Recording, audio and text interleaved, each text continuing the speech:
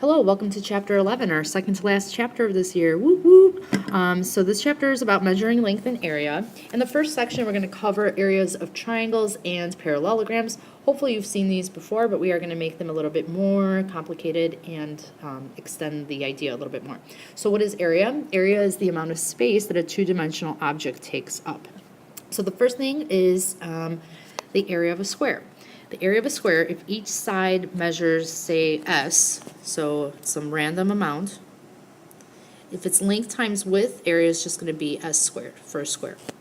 Another thing that you need to know, if two polygons are congruent, then obviously congruent means if we put one on top of the other, they're going to be exactly the same size. That means their areas are congruent also.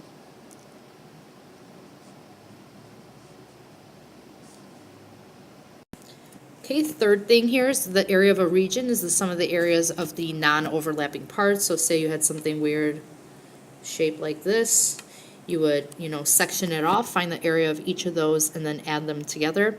And then finally, the area of a rectangle is its length times its width. I think that shouldn't be a shock for anyone if you've ever been in a math class in grade school. Okay, now, the area of a parallelogram, if you think about it, if I look at this parallelogram and I squished AD and BC and I straightened it out, it would form a rectangle. So the area is the same, except here, instead of calling it length and width, we call it the base times the height. One thing that you do have to remember about the height of any polygon is that it is measured along the perpendicular from a vertex. So here, this height, it goes from C to the opposite side, AB, and it is going to be perpendicular to that side. All right, so looking at our first example here, we have this parallelogram, and we could think of a few different things as the base and the height, because area is base times height. The blue shape here, or the shaded on your in your note packet, is our parallelogram. Now, I could take this as its base, it'd be 6, but then the height of it, how tall it is out here. It's not inside the parallelogram, it's outside, but it'd be 6 times 8 equals 48, and then because it's area, we're going to write units squared. They didn't give me a unit, so I write units squared. Now, if I switch my point of view and I look at this as this is the base, what would the height be? It would be this segment right here, 4. Let's see if I would get the same area, because the area shouldn't change depending on that. So it would be 12 times 4, which is 48. And again, I would write units squared, and if you get lazy, you just write u squared. Okay, so these next two examples become a little bit more challenging because they don't just give me the base and the height off the bat. For the first one, they did give me the base, it's 21, but what I'm missing here is the height. So notice in this picture, this piece of the parallelogram is a little right triangle where I could find the height by using the Pythagorean theorem. So it's going to be h squared plus 7 squared equals 25. So h squared plus 49 equals 225. Sorry, I meant 625. I need to put that square there. So I'm going to get h squared equals 576. Square root both sides, you're going to get a height of 24.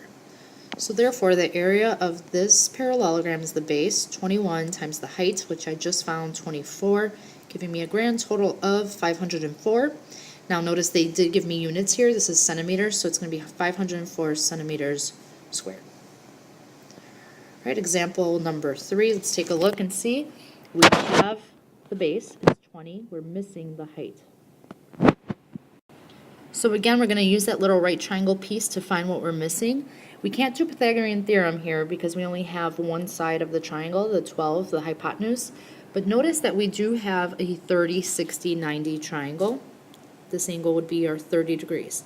Now recall from chapter 7, if you have a 30, 60, 90, everything is in terms of that leg that's across from the 30 degree angle. So let's call that A. Then the long leg is a square roots of 3, and the hypotenuse would be 2 times the short leg. So if I have 12 here as my hypotenuse, the short leg is the one across from it. It's going to be half of it, because that's the relationship here between those two. The hypotenuse is twice as long. So then I know that my short leg is 6. Okay, that's still not my height of this parallelogram though, but If I know that the short leg is 6, all I have to do is multiply it by the square root of 3, and that gives me the height here of this triangle. It's 6 root 3.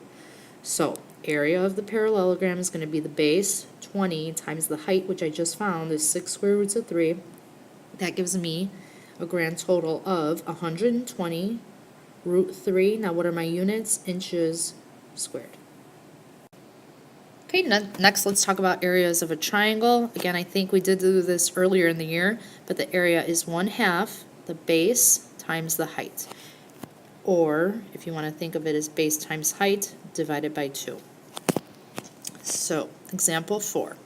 We have this triangle, GEF, and we are given that EN, that segment, is 12 millimeters. NF is 3 millimeters. GE is 15 millimeters. All right, so we were trying to find the area of triangle GEF. To find the area of a triangle, you need its base, you need its height. Triangle GEF has a base that I could get by adding these two values. It's going to be 15. What I'm missing is the height of it. The height here would be GN. Now notice, if I pay attention to this triangle, this right triangle, with this little altitude inside, I could use, again, good old Pythagorean theorem to find h. So it's going to be h squared plus 12 squared equals 15 squared. Okay, let's go ahead and continue this and solve for h squared. So it's going to be h squared plus 144 equals 225. Subtract 144 from both sides. It's going to give you h squared equals 81. H is going to equal, even though it is plus or minus 9, we're only going to take the positive because we can't have a negative height. So the area of this triangle is 1/2. The base, again, remember, is going to be 12 plus 3, so it's 15. I don't know why I wrote that backwards, times 9. That is going to give us a value of 67.5, and my units are millimeters squared. Okay, example number 5 here is a little bit more complicated because here they are going to not give me actual numeric values for the base or the height. They're just telling me that the base of a triangle is twice its height. So I just draw myself a triangle because I like to have a visual. Now, if the base is twice its height, I don't know what its height is, so I'm going to call that x. And then, because the base is twice that, I'm going to call the base 2x. Remember that the area of a triangle is 1/2 base times height. They gave me the area, so I could plug that in. It's 36 equals 1/2. The base we called 2x. The height we called x. So I could do 36 equals, now when I do 1/2 times 2x, the 2's cancel, and I'm going to have 1 times 1x times x. So basically all I have left is this x and this x, so it would be x squared. Square root both sides, again you would get plus or minus 6, but I'm only going to take the positive because I can't have a negative length in a triangle, and if I was to plug in -6, it's going to make my height negative, and it would also make my base negative. Alright, so I found the x. Let's see what the question asks us to find, the base and the height. So the base is 2 times 6, so it's going to be 12 inches, and then the height is just x, so it is equal to 6 inches. And then I could always double check that. Would the area equal what it should? Is the area going to be 36? So 1/2 times 12 times 6. Half of 12 is 6, and so I'd be left with 6 times 6, which is 36 inches squared, and that is exactly what it should have been. Right, number 6 says you need to buy paint so that you can paint the side of a barn. A gallon of paint covers 350 square feet. How many gallons should you buy? So it appears that we are only painting the front side of this barn, and it is broken up into 2 pieces. This rectangle down here, and then this top, which is the triangle. Now hopefully you guys see that the rectangle part is going to be pretty easy because we have both the length and the width. So to get that area of this rectangle, it's going to be 26 times 18, which is equal to 468 feet squared. So already I know that I'm going to have to buy more than 1 gallon of paint because a gallon of paint covers 350 square feet, and this rectangle already took up 468. So what's left to find out is the area of the triangle. Okay, I like to draw the little shape next to what I'm finding. So again, area is 1/2 base times height. If you look at this picture, we have its base. We have the base of the triangle, it's 26. What we're missing is the height of it. Now the height is going to be inside of it, because we always draw from a vertex down to the opposite side, and this is 26. So what we're missing is the height. What I'm going to do now is just focus on the half of this triangle, this half. I'm going to redraw it a little bit bigger. Now, because this was isosceles, I know this angle is 45. Here's my 90-degree angle. You have to remember from our triangle chapter that if you have an isosceles triangle, which we have up here, when you drop down that altitude, what it is also a perpendicular bisector. So this side of 26 gets split in half. It's 13. Now, when you do that, you did create a new little isosceles triangle. So if the bottom piece here is 13, the height is also 13. So remember, I took this triangle, I kind of drew it bigger. The height, therefore, of that isosceles triangle is 13. So I'm going to be able to find the height of the triangle now. It's 1/2. The base, remember we're looking at the original big base of the barn, is 26. And the height I found right now is 13. Half of 26 is 13, times 13 is 169 square feet.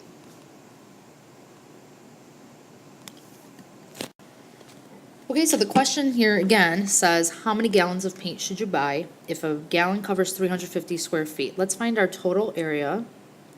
It's 169, which comes from the triangle, plus 468, which is the area of the rectangle. The total area is 637. To find how many times 350 will go into that, I'm going to divide these two. 637 divided by 350, because that's how much it covers. I would get 1.82. Now, if I went into Home Depot and I said I need 1.82 gallons of paint, they're going to look at me like I'm a total whack job. So instead, I would have to buy 2 gallons. I can't buy one wouldn't cover it. I'm going to buy 2 gallons. I will have some left over, but hey, that's okay. Maybe I'll have to do a little touch-up sometime. All right, last couple of examples we're going to do. These first two are going to reinforce factoring, which is going to come back with a vengeance for the rest of your mathematical careers. And then the last one is going to use a little bit of trig. So the first one says if the base of a triangle is 2 inches shorter than the height and the area of the triangle is 12 square inches, find the length of the height and the base. So just as before, I like to draw a picture. I don't know why. Maybe you don't have to. I like to do this. It just helps me visualize it. And now I'm going to label what I know. It says that the base is 2 inches shorter than the height. All right, that means I don't know the height and I don't know the base, but the base is 2 inches shorter. So I'm going to call the height x. If the base is 2 inches shorter, it's going to be x minus 2. And then the last piece of information I was given is that the area is 12. So let's set up our equation given what we have. If area equals 1/2 base times height, I'm going to plug in all my info that I have. A is 12.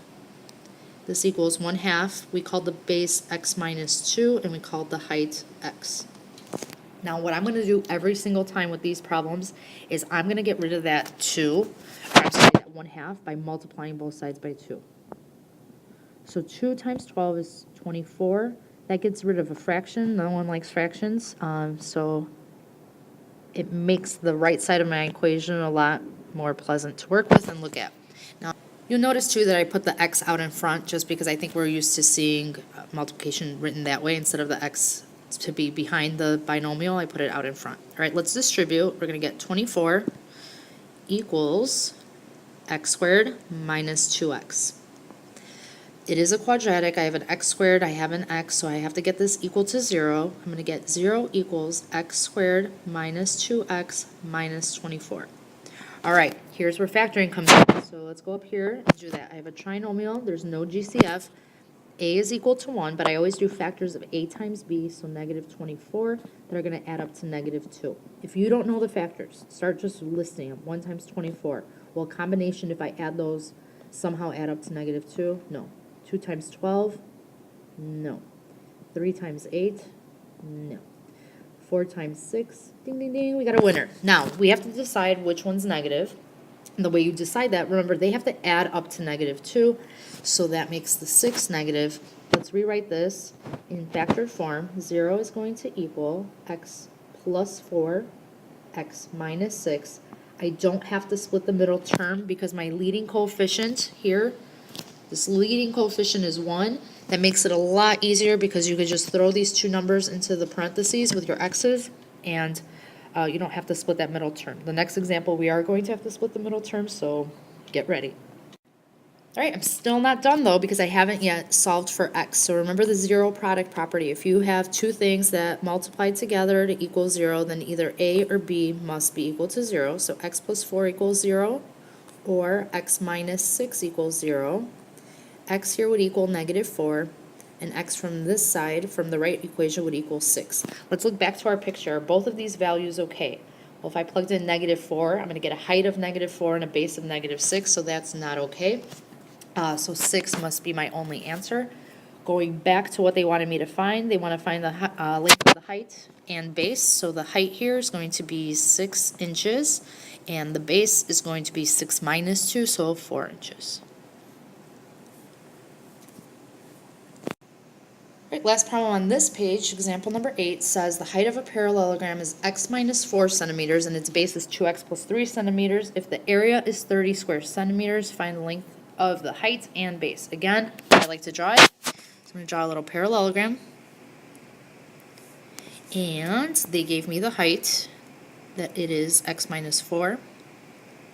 And they gave me the base, which is 2x plus 3. And I always write my little equation. Area of a parallelogram is different than the area of a triangle. It's just base times height. Let's plug in what we have. Area is 30 square centimeters, so 30 is going to equal the base, 2x plus 3, times the height, x minus 4. All right, so on the right side of the equation now I have to multiply this out. Whether you learned it by calling it FOIL or you just call it distributing, you have to do it. We are going to get 30 equals 2x squared minus 8x plus 3x and minus 12. Let's combine like terms. I could combine my minus 8x and my plus 3x. So it's 30 equals 2x squared minus 5x minus 12. Right, so a very, very, very common mistake that kids make at this point is they want to factor on the right side. You can't factor until your quadratic is equal to 0. So what I have to do is subtract 30 from both sides. That's going to give me 0 equals 2x squared minus 5x minus 42, because 12 minus 30 is -42. Now I have to again multiply a times c, so I'm going to be looking for factors of -84 that add up to the middle number, -5. Now, probably you're not too familiar with all the factors of 84, so what I would do is just go through and start dividing and figuring out which one it is. 1 and 84 is not going to add up in any way, shape, or form to -5. 2 goes into 84, 42 times, again, not going to work. 3 goes into 84, 28 times. If I add those, not going to get -5. 4 times 21, no. 5 doesn't go into 84. 6 goes into it 14 times, but if I add those, that doesn't work. And then 7 and 12. Notice how, because they have to multiply to be -84, one of these factors has to be negative. Also, they have to add up to -5. So the way I figure out which one it is, it's 7 plus -12. Okay, so the 12 is going to be negative. Because of this 2 here, I can't just factor as quickly as I did in example 7. I don't put 7 and -12 in the parentheses with x's because that wouldn't multiply back out to be 2x squared minus 5x minus 42. So what you have to do, split this middle term. First term stays exactly as is. Now it doesn't matter which one I write first. It absolutely makes 0 difference. However, if you have one that's positive and if you have one that's negative, I believe it's a lot easier to put the negative one first because then you won't be factoring out a negative number. And this whole thing is still equal to 0. At this point, once you've split that middle term, you factor by grouping. So let's group the first two together. What is the GCF? What goes into 2x squared and 12x? Well, 2 goes into both of them, and an x goes into both. And now we do distributing in reverse. So it'd be x minus 6. Then we group the next two together. So it's plus, because this is a plus, I write a plus. And that's why I say if you have a positive and a negative, always write your negative one first, because then you don't have to take out a negative. And they have a 7 in common. So it'd be x minus 6. Notice that the terms inside the parentheses are the same, and they should be if you factored correctly. So this factors to be 2x plus 7, it's the stuff on the outside of the parentheses, times x minus 6. 0 is equal to this. Let's go over here. We have to do zero product property. So either 2x plus 7 is equal to 0, or x minus 6 is equal to 0.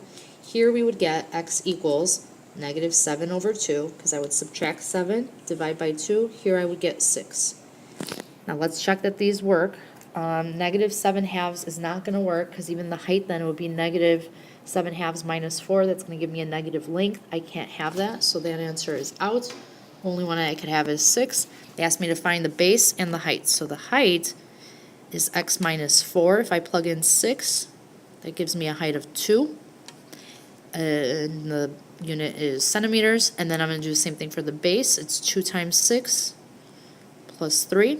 So that's 12 plus 3, that's 15 centimeters.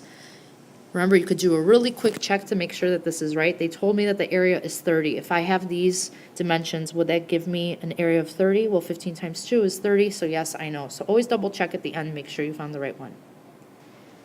By right one, I mean the right value for x, and then when you plug it in, make sure that it does equal the area that you were given in the beginning of the problem.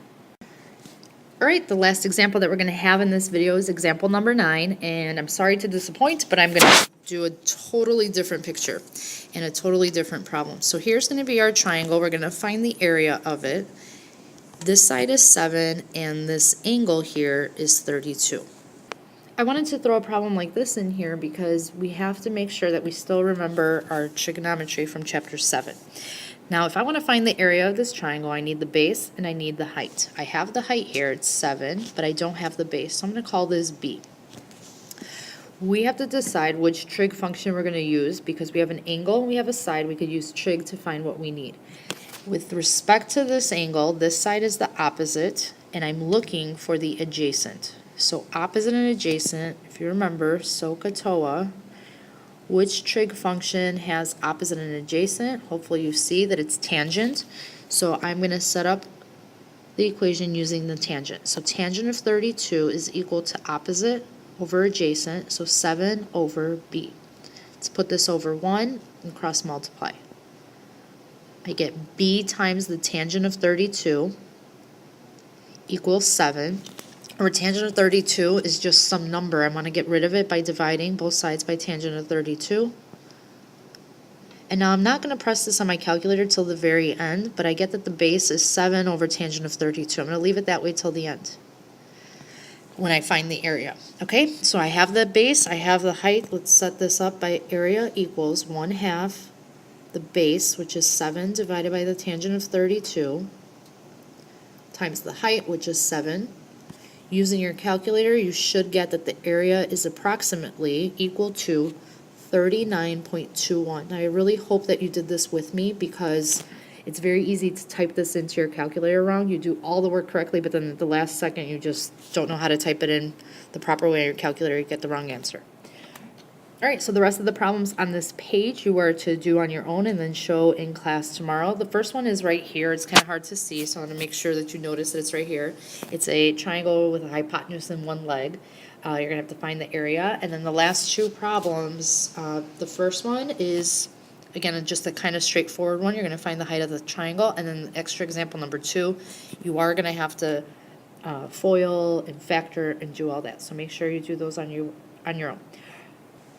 All right, thank you so much for watching the video, and I hope you have a great day. Bye.